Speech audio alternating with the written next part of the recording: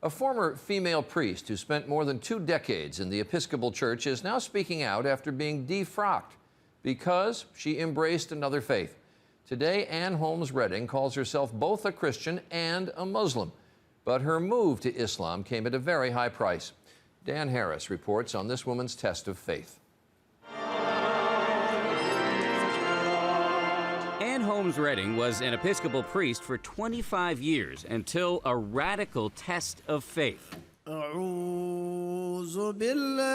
Several years ago, while she was mourning the death of her mother, she was trying out an Islamic meditation technique that she learned in an interfaith class.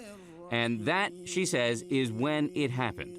It came with such clarity and such power that I could understand it as nothing else but an invitation from God. In fact, she says it was Jesus himself who led her to Islam. You think Jesus led you to become a Muslim? Yes. Yes. You're laughing. Because I know it doesn't make sense to people. Now, Redding not only prays in church, but she also prays 5 times a day to Allah. In Islam, Jesus is viewed as a prophet. Yes. Not as the Son of God. Yes, you're right. So yours is a radical rethink of the Christian scriptures, a rethink that a lot of people would call heretical.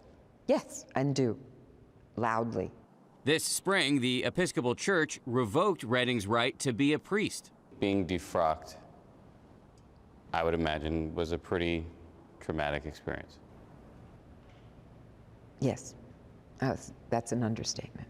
To imagine not being involved intimately in the lives of believing people, helping them understand their relationship and calling, baptizing babies.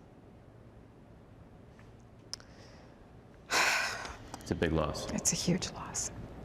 Redding admits she still struggles to explain her transformation, even to herself. I am the one who's going to have to answer for this. I'm the one who's going to have to answer for what I've done with my life. And do you feel confident about that moment?